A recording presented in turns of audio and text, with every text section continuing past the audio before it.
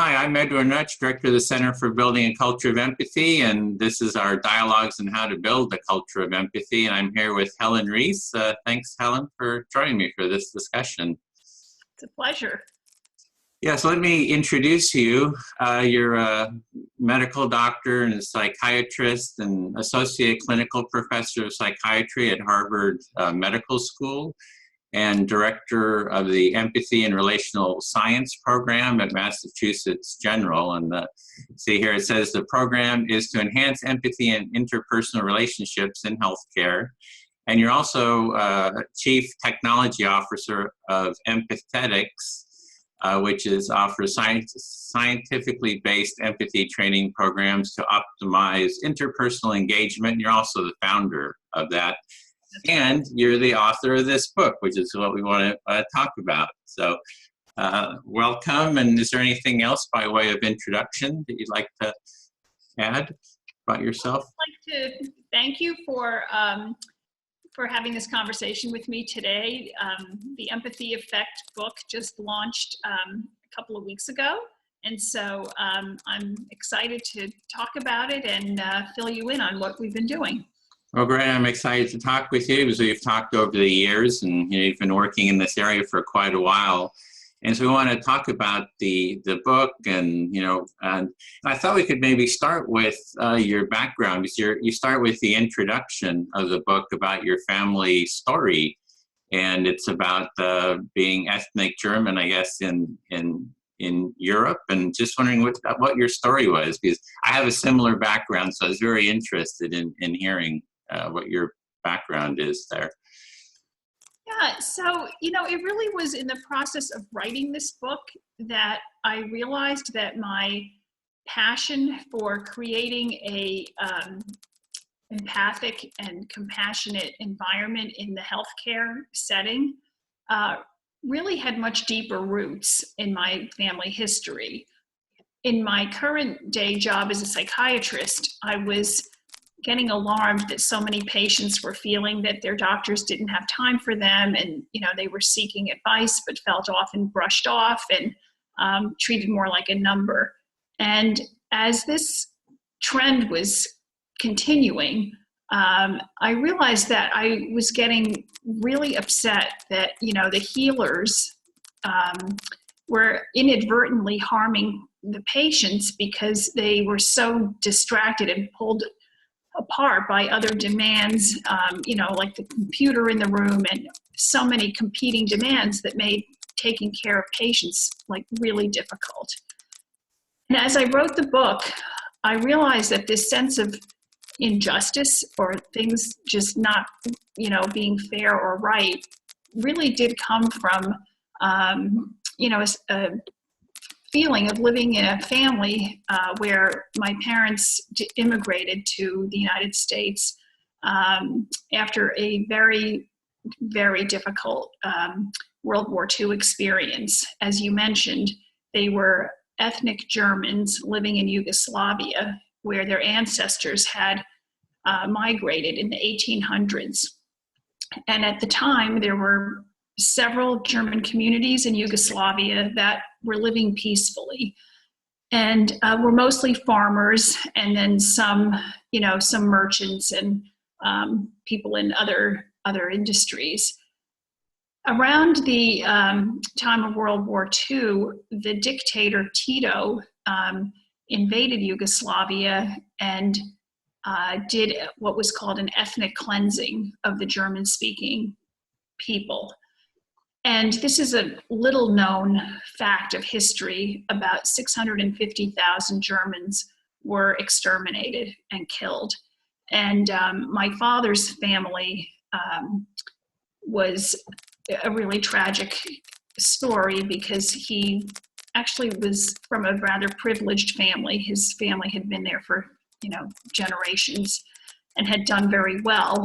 And when he was 14, the partisans came to his house and took his parents away.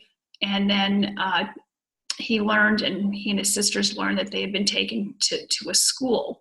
So the next day they went to the school to see how they were. with some food, and they were told, where your parents are now, they're never going to eat again. And so that's how he found out that his parents had been shot. And these kids were then put in starvation and labor camps. And a few years later, my father saw an opportunity when a truck came by, and he jumped on the truck and he got out of Yugoslavia and ended up in Austria, where he met my mother in a church. And then they immigrated to the United States? Yes, they met. My mother had a similar story where her whole family had been put in a camp, and they met in a place where I guess a lot of people from the same Christian church had smuggled people through Yugoslavia and got them to safety. And so they met there, and after I think about 2 years, they decided they had better opportunities in the United States, and they started all over here. And I was born about 5 months after they got here. Oh, wow. And I imagine you were hearing all those stories growing up, or maybe just about the violence and all that, or is that, well, or was it not talked about? It was a funny mixture. Like, it feels like we always knew, that they came from, a really, really difficult experience. I mean, we knew they were immigrants. My parents had German accents. And, they worked really hard to get a living going so that they could support their 3 children. And we would hear stories here and there. And we had relatives that also had made it to the United States. And so they would talk about these things. But the really traumatic stuff, they only told us about when we were teenagers. Like one evening, they sat us down and said, you should really know what happened. And that's when we got into more details. The growing up in a family where people had suffered like tremendous loss, like to lose your parents. I mean, many people have this experience, and to lose them so traumatically. So I guess I grew up with a pretty happy household, but always a feeling that terrible tragedies had happened, incredible inhumanity, unfairness. And then, my parents, because of their German accents, were often, misjudged for being like the bad Germans who had committed these atrocities in Germany. And so it was sort of a double whammy, if you will, that they were both the victims of these horrible crimes and also perceived as being, perpetrators. So there was just a lot of explaining that just seems so like sad that this added to what they'd already experienced. Well, when I read that, it really stood out when I read that in your book, because my family had a similar experience, but coming from Poland and East Prussia, so they were German, and everyone on my father's side was, he was in the house, and this was where the Russians came in, and everyone was shot except him, who was, they had hit him because he was just about military age. And on my mother's side, it was similar. They were trying to flee the Russians, but got caught, and then, the women were pretty much all raped. And so I don't know if you probably heard that, like, I think something like 2 million women were raped, German women. So during that time when the Russians came in, who were, of course, taking their revenge on what the Germans had done, the kind of the horrors there. So it's a tough, it's a hard history there in Europe. Well, it shows you that when inhumanity and cruelty is inflicted on one group, it often comes back to, be retaliated against. And sometimes it's with entirely the wrong people. Yeah. And I think in these cases, the atrocities that the Germans committed came back to, to sort of haunt anyone who spoke that language. And it just almost, it just made everything bad on every side. Well, it seems like a real, like World War II is the sort of the essence of an empathy deficit. It's like the dehumanization on both, on all sides. So I imagine it sounds like, you started your book off with that. So it seems like that was a real impact in your interest in fostering more empathy. I guess I've always felt that when people are misjudged and misunderstood and not treated well, that it's coming out of ignorance and lack of knowing. And, as a child, I always thought if you just knew what they'd been through, you wouldn't be assuming, that they were, part of that horrible, those horrible events in Europe. And I guess it made me really understand that people have a backstory, and it's so easy to judge a book by its cover or judge people by their accents or by their heritage and lose curiosity about, what really happened to you. And I'm sure that's a large part of what drew me into psychiatry as a profession. Mm-hmm. To kind of see the backstory of people, like what's behind them, and understand that more deeply. Exactly. Like in psychiatry, you really do learn and hear about how many people suffer because they're categorized, prejudged, they're stereotyped, and depending on the circumstances, this can interfere with the kind of health care they get. It can interfere with the kind of jobs they get, what kind of schools they're going to attend.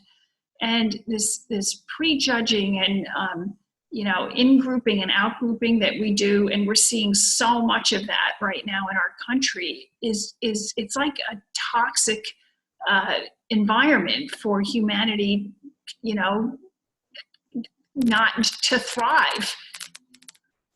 Yeah, and well, for me, I think also that when I look back, I think similar maybe with your experience is seeing that history, I think has been a sort of a motivation for me with trying to foster a more empathic culture, that that inability to sort of see the humanity of people, but behind the stereotypes or the surface, seeing that deeper humanity is what kind of leads to these ultimate horrors. Well, and it's people trying to take power and, caring more about being bigger and stronger and, more wealthy and, have all these sort of power advantages at the expense of other people. So it sounds as though you grew up, do you think your seeds of empathy were also sown in the knowledge of what happened with your parents?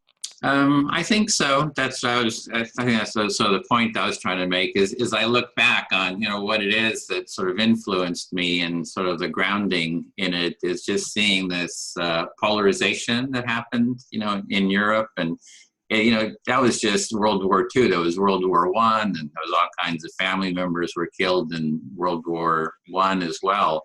So, I think that's sort of one of the groundings that I have, just kind of hearing those stories.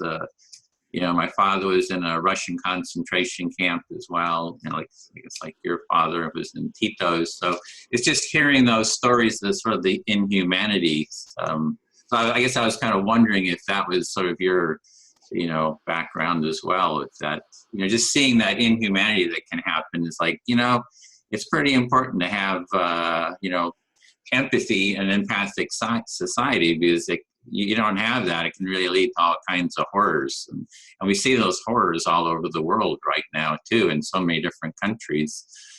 Well, Edwin, I think that I almost can't think of one, ethnic or racial group that hasn't been discriminated against, and, where this kind of either genocide or complete attempts to wipe out a whole people, like, it seems to happen everywhere. And, you talk to patients, or I have, that are from, Armenian backgrounds and, Rwandan. And I mean, it just seems like there's a constant theme of people, trying to, exterminate others for their own gains. And, you would think that with history being replete with stories like this, that we would start to learn how to really collaborate and cooperate with one another, because the world has gotten so small. What we do over here in the United States is definitely affecting what happens around the world. And, all of us collectively are affecting, what's happening to our planet in terms of our, ecological health. And so this kind of tribalism that, seemed to be pervasive and somehow worked for, a long, long time, seems to be really breaking down now. So it's kind of like you think people would learn. They'd say, okay, we need a different approach. Something's not working now, and it doesn't quite seem to be happening. So it seems like, at least in the United States, it's even becoming more polarized. Right now it is. I think, though, that we mustn't overlook the strides that have been made, for example, with the Paris, Climate Accord. Here are a bunch of nations working together, and until 2 years ago, we were part of the solution. And, with the growing awareness of what's happening to, the warming of our planet and, just devastating natural disasters, I hope what happened 2 years ago is just a blip on the screen, and that we can get back to cooperating worldwide around this incredibly serious problem. Well, that's what your book is about, is the empathy effect, and really addressing, how do you really, you're kind of making, well, maybe you can review, like you have two parts, part one and part two. It seems like part one is sort of making the case for empathy, and then part two is more like the process of developing. Is that, or how would you just describe the two parts? Yeah, that's exactly right. In part one, we tried to show, first of all, what is empathy? And, a lot of people think it's a soft, fuzzy feeling you have about being nice. And we try to really explain that empathy is a hardwired human ability, like intelligence, that allows us to perceive and respond to people around us in ways that will help others. And it also often comes back to help ourselves. Far from just being nice, empathy often includes, saying no and not giving people what they want if it's really not in their best interest. So I think people can often confuse it as, they really wanted to stay up late, so I was empathetic and I let them. And, that's tuning into maybe emotional empathy or affective empathy, but we also have to use the cognitive or the thinking components of empathy to sort of judge and weigh, like, what's best in the long run, like what's going to help people down the road. The difference between giving a hand out and a hand up. Well, yeah, well, with the story with the child wanting to stay up late, is, you're saying it's cognitive empathy, sort of thinking. Is it, I would think that for me, it's sort of like empathizing with the child in the future, right? So it's sort of, if you're in the present, you're thinking of the situation in the present, but also thinking of the situation in the future, sort of like an empathy of the child in the future. So, and then there's another part of that I'm curious about, is a lot of times I'm seeing that empathy is sort of defined from a sort of an individualistic point of view, in terms of that the parent has empathy for the child, or, one person has empathy for the other, but there's really a relationship there, right? There's a parent and the child, and they're they're relating to each other, and there's the quality, the level of empathy in the relationship. So if the child is saying, hey, I really want to stay up late, that the parent is saying, well, I'm concerned about your well-being, you know, in the future, and that there's sort of a dialogue kind of happening in the relationship and raising sort of the level of empathy in the relationship. So I just wondering kind of how that lands. So I think that's a really important point, that even if we know that the future benefit of the child would be, you know, to make sure they get enough sleep, especially if they, you know, have a test the next day or something like that, that doesn't mean that we can't resonate or be empathetic with their emotions. So an empathetic response would be, I understand how much you want to stay up and watch this show. It's a really good show, and I get it, why you really want to see the next episode. And I really wish I could say yes. But if I say yes, I think you're going to be really upset tomorrow if you don't do well on your test. And so I'm actually thinking about how you're going to feel tomorrow, not just how you feel in this moment. So that kind of response is so different from, no, I told you you can't stay up late, go to bed, you have a test tomorrow.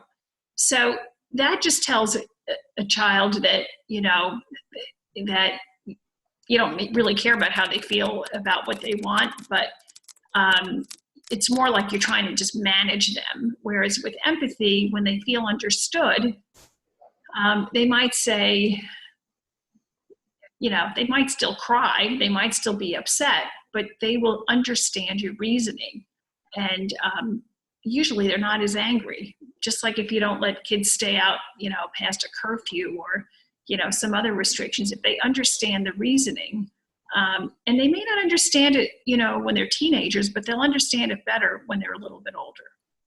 Yeah, well, the other part of that scenario, it's nice to have an actual story as a model, is that, you know, I use empathic listening a lot in my work, and as a psychiatrist, I'm sure you do active listening, empathic listening with your clients, is that the child can also be hearing what the parent says to the parent's satisfaction. And I've done empathy circles with my nephews and nieces, and they're like, the youngest one's like 5 years old. And when they get in conflict, I have them do an empathy circle with each other. And my 5-year-old niece can even do empathic listening. And I remember she was saying after one of the times, she says, I like empathy circles, let's do it again. Because the brothers and sisters are always beating each other up, and I bring this empathic dialogue where one person gets to share, the other listens, you know, doesn't active listening or empathic listening, and then they kind of go back and forth, and even a 5-year-old can do it. Well, I think you're making a great point, which is that one chapter is called the ABCs of empathy, and you know, that it really starts very early, and the more we can role model, you know, the importance of people's feelings and not hurting other people's feelings, the more this just becomes part of, you know, how the child is, the environment in which the child is raised. Trying to teach empathy later is harder if they haven't seen it modeled enough. And then, you know, one of our chapters, you know, is growing up with empathy, and then another one is the ABCs in education. And I think we all can think of, you know, a couple of teachers that we had maybe in elementary school or middle school or high school, a teacher that really got us, you know, that they were interested in us more than just, you know, how we did on the tests and the grade we got in the class, but there was some, you know, human connection.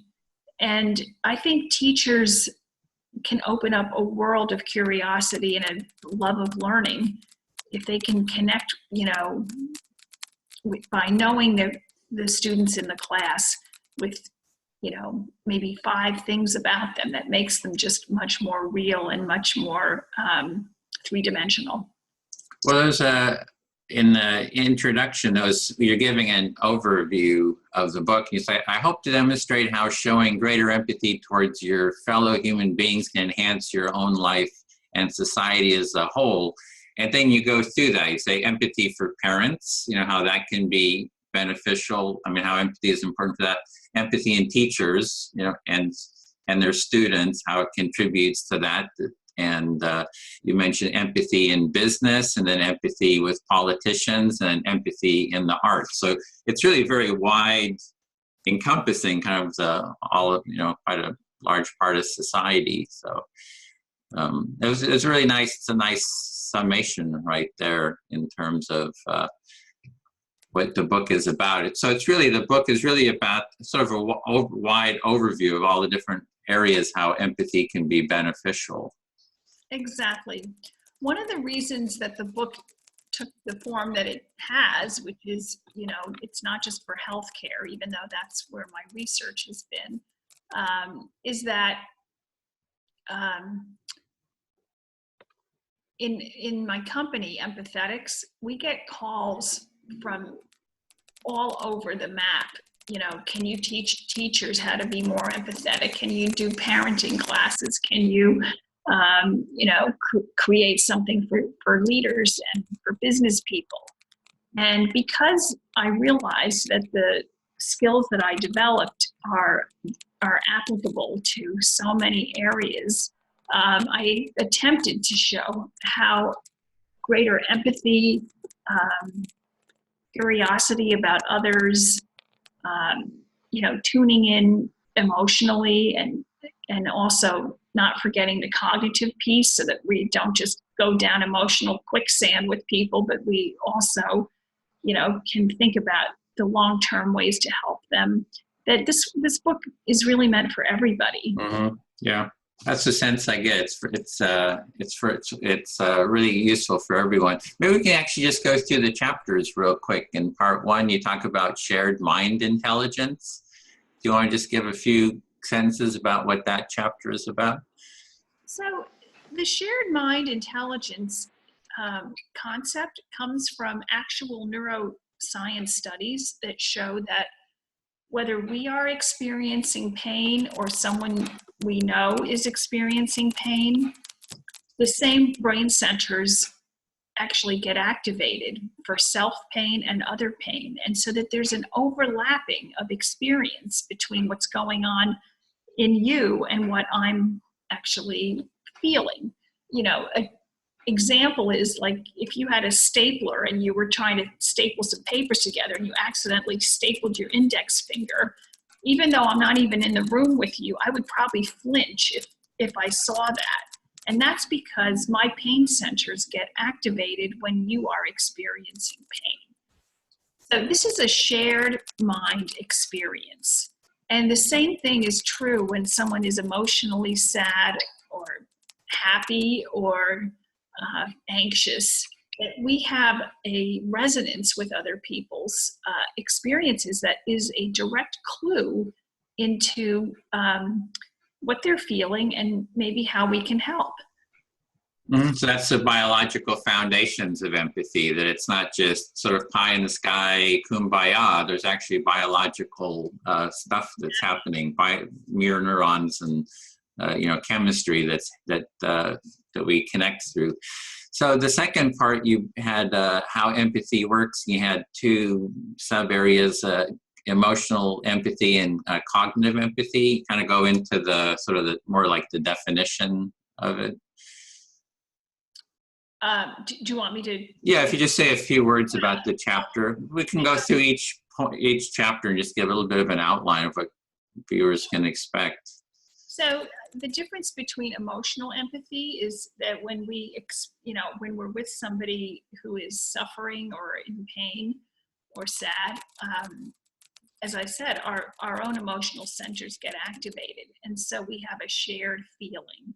And that is the part of empathy that's about feeling with other people as opposed to feeling sorry for other people. We feel with. So we have a shared experience, and the observer obviously has a more attenuated experience than the person actually suffering, but that shared overlap is where we get a clue about what's going on. And then our cognitive empathy is involves perspective taking, like what's it like for this person, not what it would it be like for me, what's it like for this person to be going through this.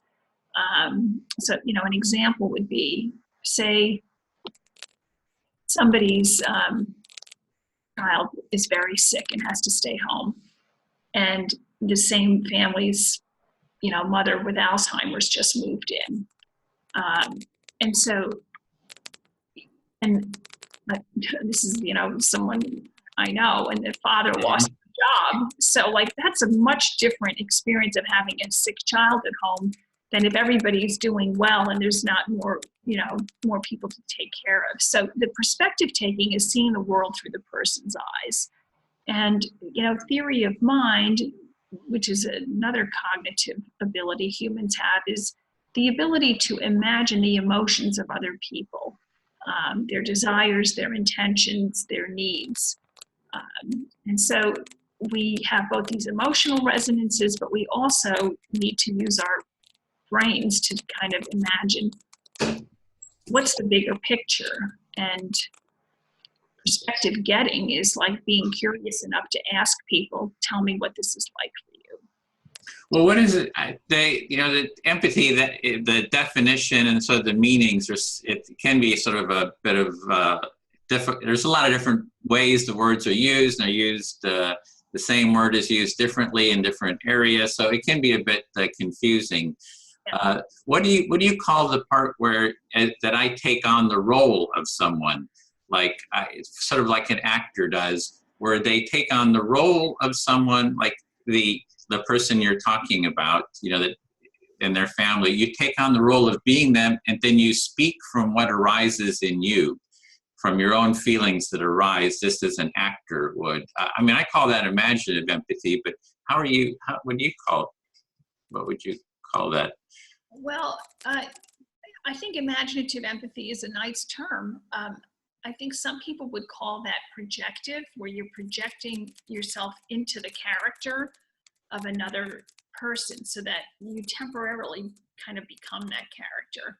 So that could also be called projective empathy. Okay. In our empathy training, we actually encourage a lot of role playing, because just sitting in the seat of somebody that you're angry with and seeing the world from their point of view is incredibly useful. We need to get out of our own seats often and just switch roles. Yeah, I've done it. It's used a lot in mediation training too, role playing, and it's where you imagine you get just the basics concept of who the person is, and you step in the role of it, and then you feel your own experience, but in the role, and it's quite powerful. The other important thing about role playing is that you know, pure emotional empathy, you know, happens between friends. You know, they really bare their souls, they're there for each other, they feel sad with one another. If you're going to the doctor or the dentist or to, you know, some kind of consultant, you might want emotional empathy to a degree, like you'd like them to know that you're suffering or scared or whatever, but you also want them in their role as helper, right? So that's why when you go to a medical appointment, you do want your medical professionals to kind of get it emotionally. You also want them to be in their role as helper, drawing on their expertise. And so it's a combination of affective empathy, which is emotional empathy, and cognitive empathy. Okay, so are you calling cognitive empathy the part where the physician, they're listening emotional, they're hearing to the emotional experience of the person, and then the cognitive part is where they're contributing, like saying, well, you need this done, this is what needs to be done. Is that how you're meaning it? Or? Not really. Like okay. That would be more the role of the physician. Oh, okay. How to diagnose and treat. I think cognitive empathy would be more like, what's going on for you at home? Like, you've Oh, got now, help me understand who's there for you, you know, will you have to take off of work to have this, you know, so that bigger cognitive understanding of what's going on in that person's life, not just their emotional. oh, okay. So you're hearing them in the moment, what they're experiencing, but knowing how that fits within the larger part of the sort of the whole, all their relationships and their whole life, kind of the more the wholeness of it, and all the different relationships. Okay. So the third chapter was the empathy spectrum, imagining individually, empathy triggers, empathy killers, and imposters were some of the headings in that chapter. Was there? Well, you know, I don't have time to go into the whole thing, but empathy triggers are kind of what pulls you to help others, you know.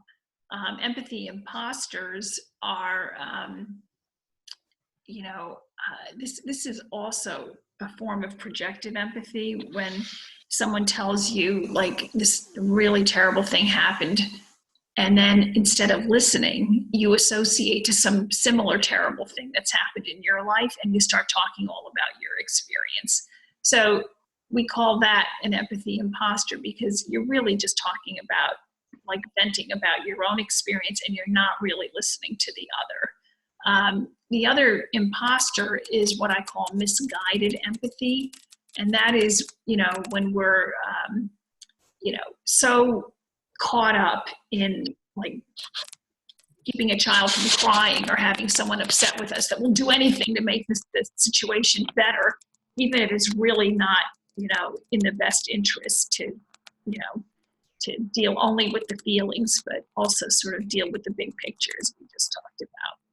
So it's touching a bit on the roadblocks to empathy then. There's a lot of different things that are not empathy or actually block empathy. The Me Too story, a little bit, like I was trying to listen to you about your history, and I shared mine too, right? It's like, me too. So there's... I mean, I don't mean to say that if you have a shared experience that there's no place for that. I mean, right. That actually made me feel much more connected to you, because you're saying, you know, I have this kind of, you know, unusual background too.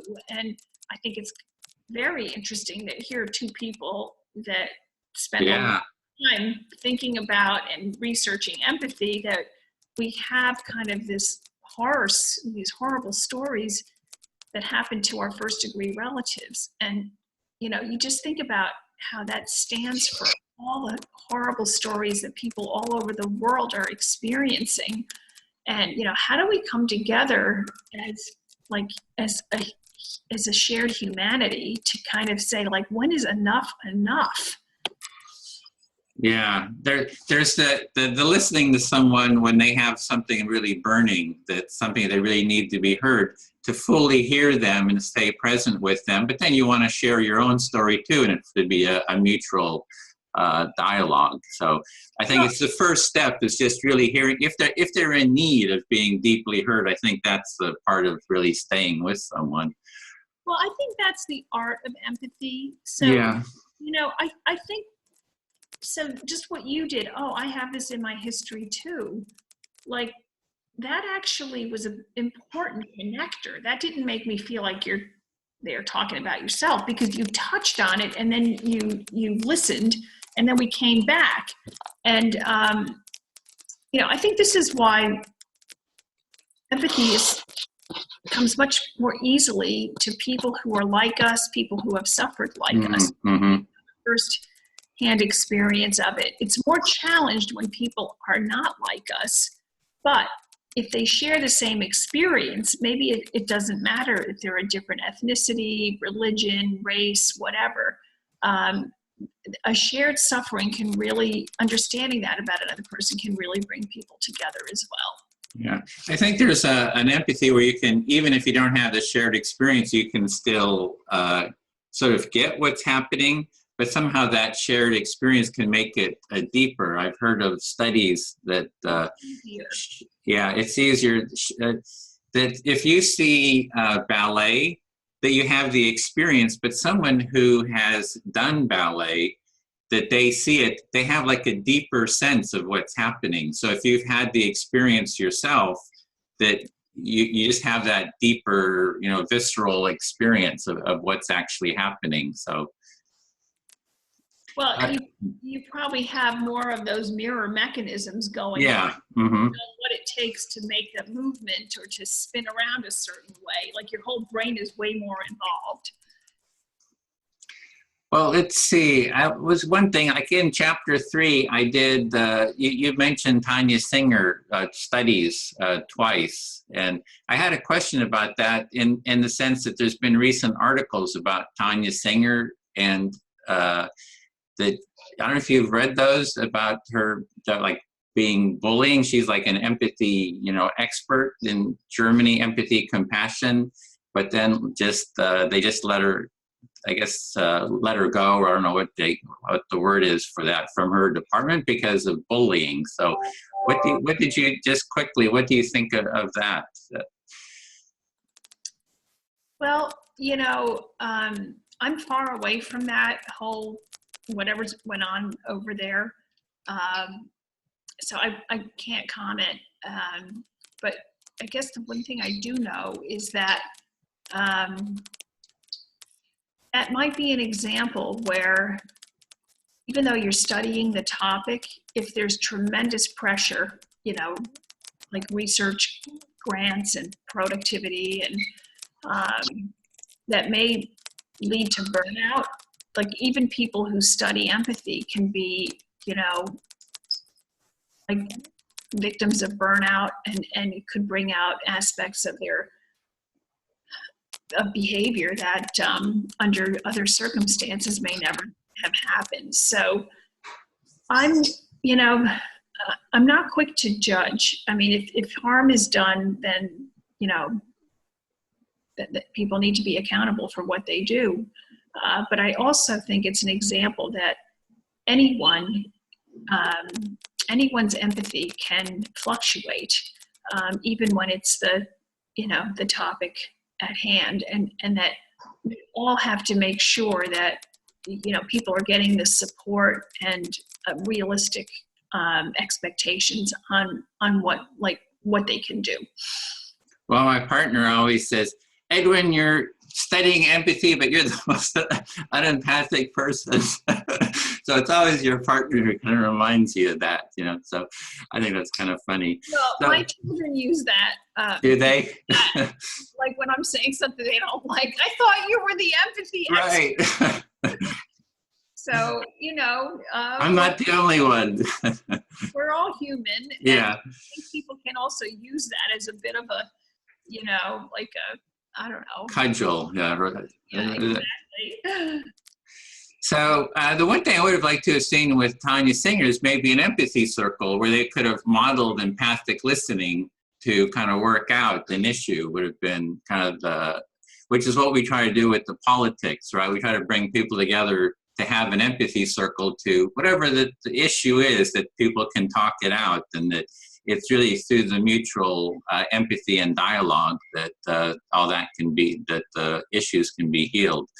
Well, that's exactly right. Like, wouldn't that have been like an ideal place to start talking about how things were going before they got so bad? Yeah, if they could have recorded that and then said, hey, you know, we're going to model how we work through issues with empathy, and bring the, you know, the staff and, you know, Tanya Singer or whoever, and maybe there's still a chance for doing that, but to just model how healing can happen, because I think that's really how to deal with these kind of issues. So we don't have a lot of time, but maybe we can just go through, we have chapter 4, your 7 keys to empathy. So that's sort of a, what is that, a mnemonic, or what is that? Is that what they call it? It's an acronym. Acronym. So do you want to just go through that in closing? Yes. I mean, that's really the backbone of the book, which is how do we enhance our empathy? And it's, the acronym stands for eye contact, noticing muscles of facial expression is the M. P is noticing people's posture. A is labeling the affect, which basically means like he looks comfortable. or she looks upset, she looks sad. When we make these mental notes, it changes how we behave. T is for tone of voice. H is for hearing the whole person, not just, their main problem, but how is it affecting their whole lives.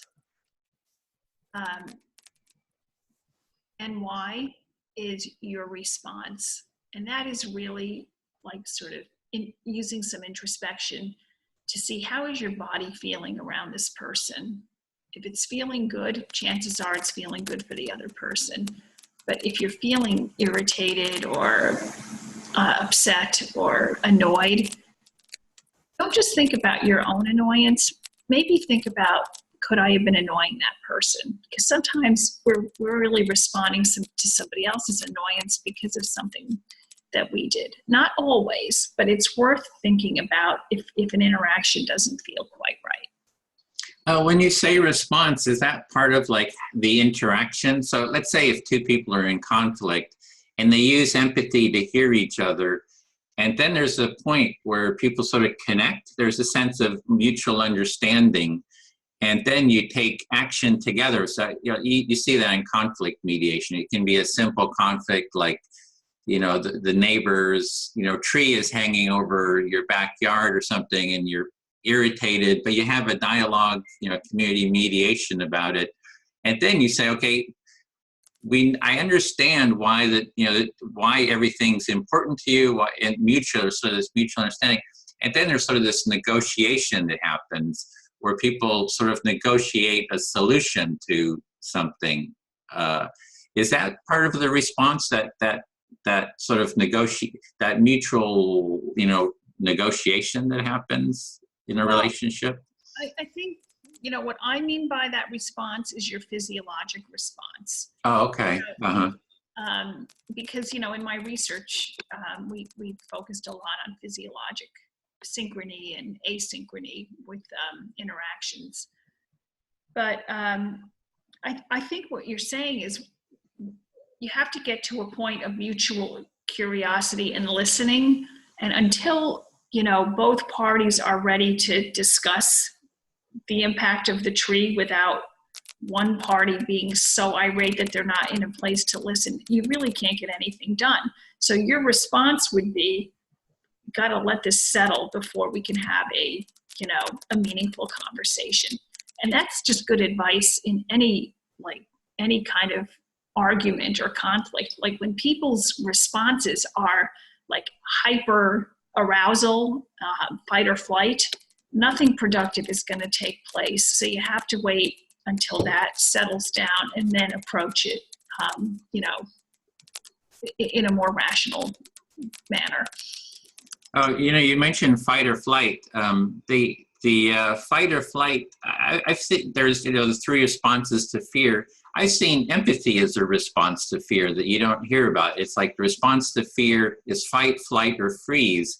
But it seems to me empathy is another response. Just wondering what you think about that. That's not really talked about. That you can, when you become afraid, you can empathize with yourself. That self-empathy you talked about in the last chapter. But you can also have others to empathize with you, as well as empathize with the people that you're maybe feeling afraid of. Well, this is a very astute question, and you're the first person to ask it. I think that we first have to acknowledge that we're in a state of fear, and then actually make a choice to empathize. And that's part of what my training does. Because most of us, when we get into a state of fear, we get defensive. We either want to run away, we want to put up our dukes, or we're, startled into a frozen state. But in order to show the empathy, you first have to register that there's a problem. And then I think with enough training, you can recognize I've just been triggered, but I'm not going to actually react in that way. I'm going to actually say, can you say more? It's the best thing we do is if someone's attacking us in an alley with a knife. But some people actually have done that, and they say, what are you doing? And I think Dan Shapiro talks about an example like this where the person actually started to talk to them and they put the knife down. But in less extreme examples, in smaller conflicts, you can say, I see you're really upset. Can you tell me more? And it invariably leads from this crescendo of emotion to something, more reasoned, because the person has finally got it off their chest.